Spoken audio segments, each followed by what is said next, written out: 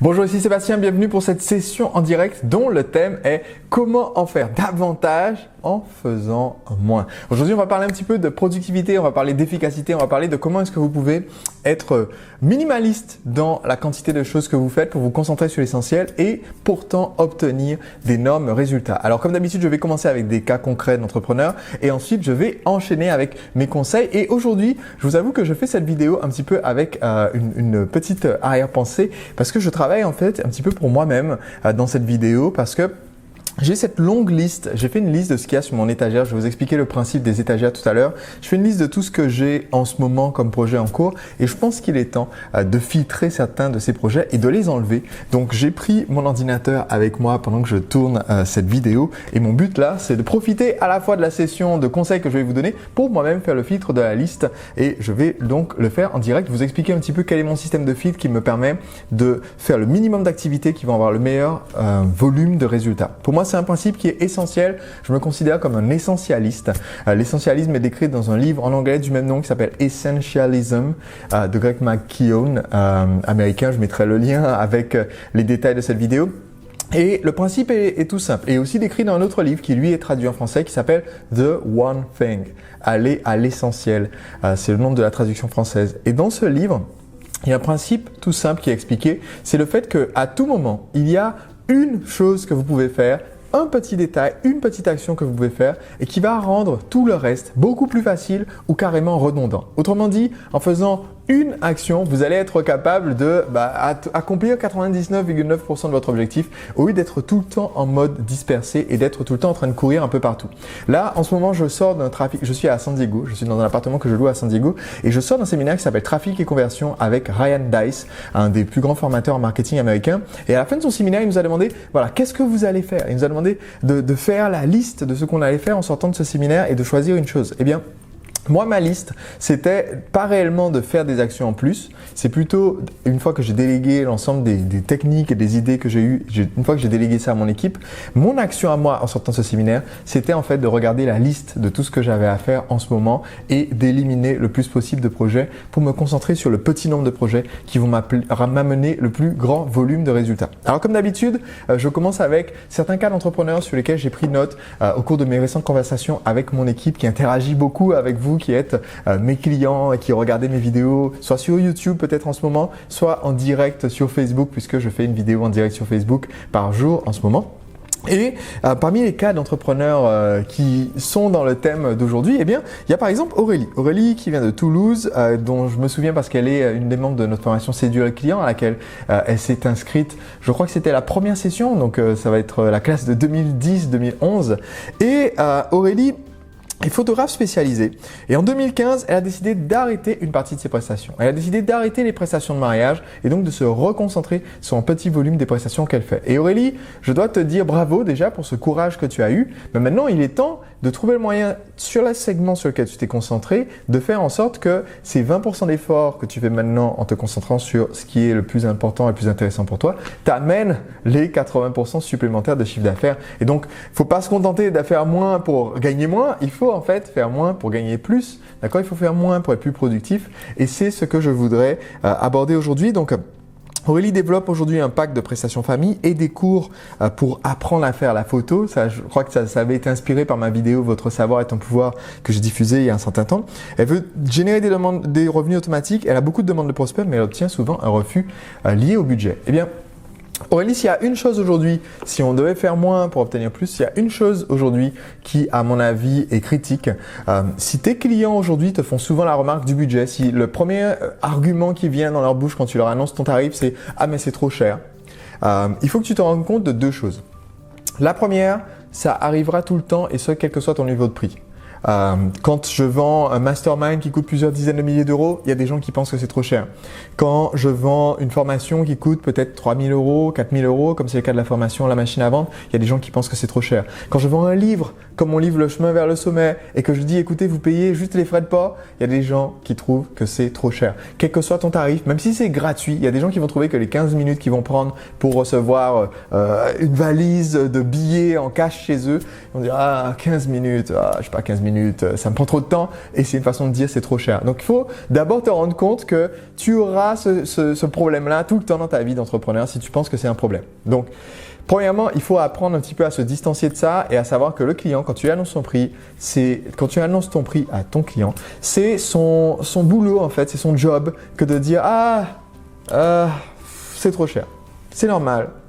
Mais maintenant, il y a deux choses importantes à comprendre. La première, c'est que comme dirait Grant Cardone, c'est plutôt une plainte qu'une objection. C'est-à-dire que le problème vient peut-être du fait que tu n'as pas montré assez la valeur avant d'annoncer ton tarif. Comment est-ce que tu peux montrer la valeur de ce que tu proposes? En créant de l'éducation pour tes clients. Aujourd'hui, tu as sûrement déjà réalisé pas mal de reportages en vidéo. Tu pourrais juste, au moment où tu es en train de faire un reportage pour un client, profiter pour faire une petite vidéo. Que ce soit une vidéo en live comme je fais sur Facebook en général, c'est un peu dans les coulisses que j'amène les gens. Comme ça, je ne prends pas du temps supplémentaire pour créer les vidéos. Ou alors, c'est en enregistrant comme ça des petites images que tu mettrais sur ton compte. Juste pour montrer la valeur de ce que tu fais, montrer que dans la façon dont tu le fais, ce reportage famille n'a rien à voir avec ce qu'on pourrait obtenir si c'était juste un ami de la famille qui nous prenait les photos ou qui prenait les vidéos. C'est le premier point. Le deuxième point, c'est dans l'éducation de tes prospects, leur raconter ce que tu mets en place, leur faire voir à quel point c'est un vrai métier et il y a beaucoup de valeur ajoutée et relier ça à la valeur émotionnelle de leur point de vue. Si tu fais ça, c'est ton action. Ton action, c'est de montrer plus de valeur avant même d'annoncer le prix de tes produits. Maintenant, quelque chose que je t'inviterais à considérer, c'est que souvent, les objections qu'on entend, c'est les objections qu'on dit. Il est possible que si tu entends beaucoup de clients te dire « oui, mais c'est trop cher » et que tu leur dis « ah oui, d'accord, je comprends, oui, c'est trop cher pour votre budget », c'est peut-être parce que toi, tu dis souvent cette objection-là quand tu vas, je sais pas moi, dans la vie de tous les jours, quand tu achètes des produits et des services, peut-être que toi, tu as cette même objection et c'est ce qui fait que tu acceptes que tes clients te disent ça. Moi, personnellement, je n'accepte pas que mes clients me disent « c'est trop cher » parce que je veux que mes clients aient le résultat. Et quand quelqu'un me dit « un livre, le chemin vers le sommet, payer juste les frais de port » ou alors obtenir le livre gratuitement et payer plus tard ou alors acheter-le sur Amazon en Kindle à quelques euros et qui dit ouais mais voilà mais c'est trop cher d'acheter un livre pour s'éduquer et pour apprendre à créer une entreprise qui va peut-être générer un jour des millions d'euros de chiffre d'affaires, ce client je ne le laisse pas s'échapper avec cette excuse et je veux pas que tu laisses tes clients s'échapper avec l'excuse c'est trop cher, je préfère ne pas avoir de souvenirs de mes enfants qui grandissent, ne pas avoir de souvenirs de mon mari ou de ma femme pendant qu'on est encore jeune et qu'on est encore tout beau et qu'on veut se prendre des photos.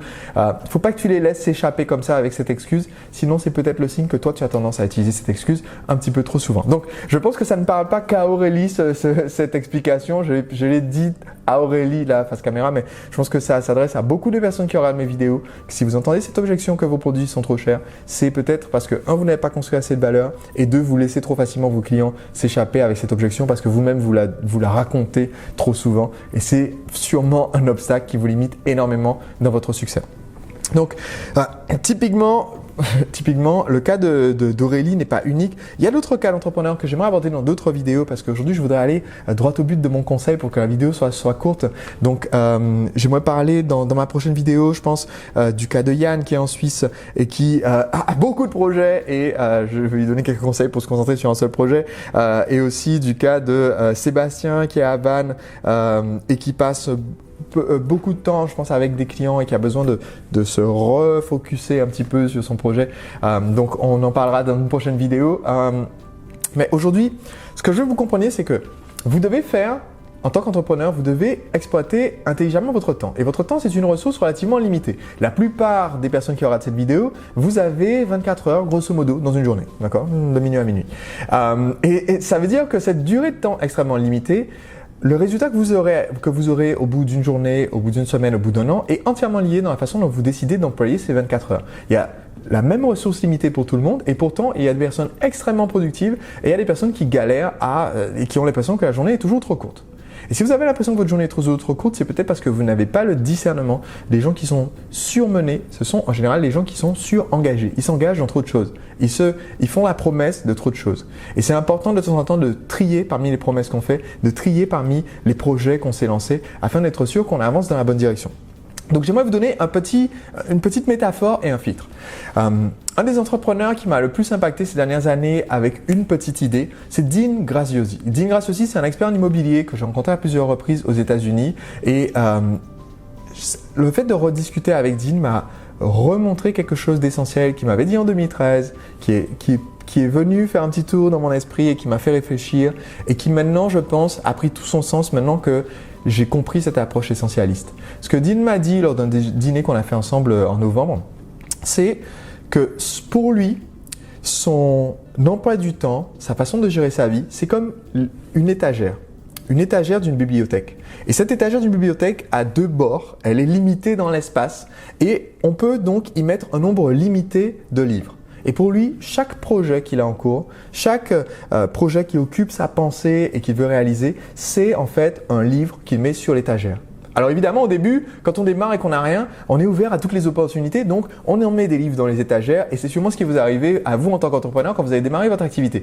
Mais il y a un moment où on arrive à une limite. Il y a un moment où l'étagère est pleine. On a mis des livres devant, on a mis des livres derrière, on a mis des livres au-dessus, en diagonale pour qu'ils rentrent et on ne peut même plus faire entrer une petite feuille de papier A4. Eh bien, c'est à ce moment-là qu'il faut faire le tri. C'est à ce moment-là qu'il faut se dire qu'est-ce que j'ai sur mes étagères. Et c'est ce que j'aimerais que vous fassiez suite à la vidéo d'aujourd'hui. Vous posez la question, qu'est-ce que j'ai sur mes étagères et il est temps que je fasse le tri. Donc, j'aimerais vous donner quelques-uns des éléments de tri que j'utilise et que j'utilise pour filtrer mes propres étagères parce que mon objectif, c'est d'avoir moins de 10 projets à tout moment, moins de 10 grands projets que j'exécute et de temps en temps, je me rends compte que je me suis re-rempli énormément. Là, dans ma liste actuelle que je vais trier aujourd'hui, j'ai 32 projets sur mes étagères simultanément et 32 projets, c'est énorme. Certains sont des petites actions qui vont peut-être prendre 2 jours, mais qui nécessitent ma pensée pendant longtemps. D'autres sont des projets qui vont prendre beaucoup de temps à être exécutés. D'autres sont des projets que je pourrais en fait déléguer, mais je ne me suis pas rendu compte et je crée moi-même un blocage qui fait que mon équipe ne peut pas s'occuper du projet parce que je n'aurais pas expliqué et que je suis moi le point bloquant. Donc c'est important de prendre du recul et d'être capable de se libérer en faisant ce tri. Voici quelques critères. Voici 10 critères pour se débarrasser des projets qui vont représenter 80% de votre travail et vous amener 20% de résultats. Et pour pouvoir, au contraire, vous concentrer sur les 20% de projets qui vont représenter 20% de travail, 20% d'énergie et vous amener 80% de résultats. Première question, est-ce que ce projet est dans la direction de mon objectif à 25 ans ? La question ici, je me la pose parce que c'est important d'avoir cette vision à long terme pour être sûr qu'on prend les bonnes décisions et qu'on avance dans la bonne direction. Et j'en reparlerai dans d'autres vidéos, mais pour moi, cette vision à long terme, c'est quelque chose qui m'a mené jusqu'à maintenant et que j'ai réfléchi cette année pour savoir quelle est l'étape d'après. Et j'aimerais vraiment que vous preniez le temps de cette réflexion et on abordera, je pense, en détail dans une des prochaines vidéos. Donc première question, est-ce que ce projet est dans la direction de mon objectif à 25 ans ? Ma deuxième question, c'est est-ce que ça va être fun ? D'accord ? Qu'est-ce que ça veut dire fun ? Est-ce que ça va être amusant ? Est-ce que ça n'utilise pas mes facteurs de stress ? Par exemple, moi, je connais mes facteurs de stress, d'accord ? M'occuper de logistique, réserver des salles, passer des coups de fil à des fournisseurs, des choses comme ça, c'est un facteur de stress. C'est pour ça que j'ai des gens de mon équipe qui s'en occupent. Faire de la rédaction. C'est un facteur de stress. Pourtant, j'ai écrit plusieurs livres. Mais comment je les écris ? Je les ai dictés en faisant des vidéos comme je fais aujourd'hui et ensuite en ayant quelqu'un qui retape tout ça et qui met au propre et ensuite, j'ai plus qu'à faire les derniers ajustements. Parce que je n'aime pas rédiger un grand volume de texte. Donc, si un projet nécessite que je tape des pages et des pages, eh bien, ce projet, je ne le ferai pas. Autre facteur de stress, par exemple, moi, je déteste être fatigué. Si c'est quelque chose qui va me crever, je ne le ferai pas. Donc, deuxième question, est-ce que c'est fun ? Est-ce que c'est amusant ? Et surtout, est-ce que donc ça diminue mon niveau de stress ? Et ma troisième question. Donc, ces deux questions sont liées. Être fun, c'est est-ce que ça va être sans stress et fun ? Et la troisième, c'est est-ce que carrément ce projet peut m'aider à diminuer la quantité de stress qui existe dans ma vie aujourd'hui ? C'est une façon intéressante de voir les choses parce que ça va vous permettre de voir que souvent les projets que vous lancez vont augmenter la quantité de stress que vous avez et ce n'est pas forcément des projets du coup qui vont vous aider à être plus épanoui sur le long terme. Quatrième question, est-ce que je vais apprendre quelque chose ? Est-ce que ce projet va m'apporter une nouvelle compétence que je pourrais réutiliser à l'avenir ? Pas juste de la culture générale, mais une vraie compétence que je pourrais réutiliser à l'avenir, une ressource. Cinquième question, est-ce que ça amènera assez d'argent ce projet, si c'est un projet professionnel, pour valoir le temps que je vais investir dedans ? C'est important pour moi qu'on définisse combien vaut notre temps. Par exemple, est-ce que ma journée vaut 50 €? Non. Est-ce que ma journée vaut 1000 €? Peut-être. Est-ce que ma journée vaut 10 000 €? Sans doute. D'accord ? Parce que si vous regardez le volume de votre entreprise aujourd'hui, ou plutôt le volume que vous voulez atteindre cette année, il y a un nombre limité de journées cette année, il y a un nombre limité de journées de travail que vous pouvez donner à votre entreprise et en échange de ces journées de travail, elle doit générer un certain résultat. Eh bien, c'est important de faire le calcul, combien vaut une de vos journées de travail? Si vous sacrifiez cette journée pour être dans le train, dans l'avion, pour aller voir un partenaire, pour aller discuter avec un client, il faut savoir si cette journée a valu la valeur monétaire nécessaire. Je sais, en France, on n'aime pas parler d'argent, c'est un peu tabou, mais si vous ne mettez pas ça dans votre liste de filtres, vous allez faire beaucoup d'actions qui vont rapporter rien du tout. Faire des cartes de visite, poster plein de messages sur une page Facebook qui a 10 fans et donc tout ce qu'on entend, c'est le bruit des criquets. Ce n'est pas la meilleure stratégie. Sixième question. Nous sommes alors là c'est une question qui s'appellera peut-être qu'à un certain nombre de mes clients, d'accord, mais cette sixième question c'est: nous sommes une entreprise qui fait tel volume.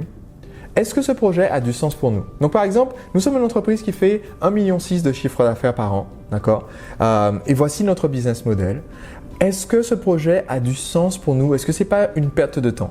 Alors, il se peut que ce projet soit une perte de temps parce que ce soit un projet qui soit trop petit par rapport à nous. Je sais pas moi, ça n'a aucun sens pour moi de passer des jours et des jours à écrire un e-book à 7 euros comme le font beaucoup de gens dans mon secteur, parce que même si je vendais 100 ou 1000 copies ce mois-ci de cet e-book, 7 000 euros, ça ne va pas représenter grand-chose par rapport à notre chiffre d'affaires. C'est même pas 1% de notre chiffre d'affaires, donc ça ne vaudra pas le coup. Et de l'autre côté, ça peut que vous ayez, par rapport à la taille actuelle de votre entreprise, des projets qui n'aient pas de sens pour vous parce que c'est trop grand. Investir dans la publicité à la télévision, j'ai des membres d'un de mes masterminds, Will, qui a acheté un spot télévisé pour plusieurs dizaines de milliers d'euros pour essayer d'amener des gens dans sa machine au lieu d'investir ces mêmes dizaines de milliers d'euros dans les systèmes de trafic qui fonctionnaient bien. D'accord, il s'est laissé un petit peu envoûter par l'idée de passer à la télé avec son spot publicitaire. Eh bien, c'était de l'argent gaspillé pour une entreprise de sa taille. Un spot télé, ça ne sert à rien. Si on veut être efficace en télé, il faut avoir un budget beaucoup plus gros et être dans la répétition encore et encore et encore. Ou alors utiliser un format de type publi-reportage infomercial, mais malheureusement en France, c'est pas très courant. En tout cas, en général, c'est pas un bon investissement quand on est une société qui fait à peine 1 million ou quelques millions de chiffre d'affaires annuel. En général, c'est pas un bon investissement. Septième question, est-ce que ce projet a une valeur stratégique à long terme? Est-ce que ce projet va me présenter à des nouveaux mentors, des nouveaux partenaires ou me permettre d'acquérir des nouvelles ressources stratégiques? Et donc, dans mon séminaire Entrepreneur Libre, j'explique qu'il y a 7 types de ressources pour un entrepreneur. L'argent, c'est que la 7e, c'est la moins importante, mais il y a 6 autres types de ressources que l'entrepreneur doit utiliser dans son entreprise. Un exemple, c'est les relations avec des partenaires d'affaires qui vont vous aider à promouvoir vos produits. Eh bien, une des questions donc doit être: est-ce que ce projet va me permettre de créer ces ressources supplémentaires? Et enfin, rapidement avant de terminer cette vidéo, 8e question, si je ne fais pas ceci, si je laisse tomber ce projet, est-ce que dans 25 ans, je regretterai d'avoir laissé tomber? Et ça, c'est une très bonne question parce qu'il y a des choses où aujourd'hui, si vous arrêtez, vous allez regretter, vous allez vous taper la tête contre les murs et vous en vouloir, mais en fait, dans 25 ans, ça sera complètement oublié. Vous aurez même oublié l'existence de ce projet et encore plus oublié le fait que vous avez fini par le mettre à la poubelle. Donc c'est une bonne question pour pouvoir prendre un peu de perspective et ne pas être tout le temps dans « il faut que je fasse tout ». 9e et avant-dernière question. Très importante pour moi, surtout que je veille à toujours m'entourer de personnes qui sont plus intelligentes que moi dans des domaines précis dans lesquels je veux me développer. Et donc je me pose toujours cette question. Est-ce que j'ai accès à au moins une personne qui a déjà fait ça, qui a déjà fait la même chose que ce projet que j'envisage et qui peut au moins évaluer la faisabilité de ce projet parce qu'il a fait des choses similaires. Donc une personne qui a de l'expérience concrète et est-ce que cette personne est d'accord que c'est une idée qui vaut 9 sur 10 ou 10 sur 10? Autrement dit, est-ce que j'ai accès à quelqu'un qui a l'expérience parce que ça me permet de prendre les bons raccourcis, pas juste de prendre n'importe quel raccourci, mais de savoir grâce à l'expérience quelles erreurs à éviter? Et aussi, est-ce que cette personne qui a l'expérience me conseillerait de faire ce projet? Est-ce que c'est un 9 sur 10 du point de vue de cette personne? C'est une excellente question à se poser. Et enfin, la dernière question, c'est la question bilan. Après toutes les réponses qu'on a données à ces 9 premières questions, la 10e, c'est après toutes ces réponses, est-ce que ce projet, je dis c'est bon, on fonce avec enthousiasme, ou est-ce que je dis non? D'accord? Et si c'est pas c'est bon, on fonce, si c'est juste ouais, mais bon, c'est quand même un peu intéressant. Si c'est ça, alors c'est dans la catégorie non qu'il faut le faire. Ce filtre-là, ces 10 questions, si vous voulez poser, ça vous permet d'éliminer 80% de vos projets qui vous créent 80% de votre frustration et qui rapportent presque rien à votre entreprise et qui vous sont en fait un coût au lieu d'être un avantage pour vous. Voilà, je vous encourage maintenant à faire ce test, à faire au moins la liste des livres qui sont sur vos étagères et sur la liste de vos projets. Et si vous n'êtes pas encore abonné pour recevoir mes vidéos au fur et à mesure que je les diffuse, cliquez simplement sur s'abonner. Il doit y avoir un bouton qui apparaît quelque part sur cette vidéo, un bouton s'abonner, bleu, jaune, je ne sais pas la couleur, mais il y en aura un sur cette vidéo ou juste en dessous ou juste au-dessus de cette vidéo. Trouvez-le. Si vous ne le voyez pas, trouvez-le. C'est ça l'entrepreneur, d'accord? C'est du dévouement et de l'énergie. Trouvez-le, abonnez-vous pour recevoir mes autres vidéos. Si vous n'avez pas mon livre Le chemin vers le sommet, je propose en ce moment une offre spéciale qui ne va plus durer très très longtemps. Donc profitez-en maintenant si vous n'avez pas encore mon livre sur verslesommet.com et qui vous permettent de bénéficier de mon livre sans avoir à rien payer aujourd'hui. Donc c'est sur verslesommet.com, un livre lu par des milliers d'entrepreneurs qui les a aidés à développer leur activité, devenir numéro 1 sur leur marché en apportant beaucoup de valeur. Allez, à très bientôt.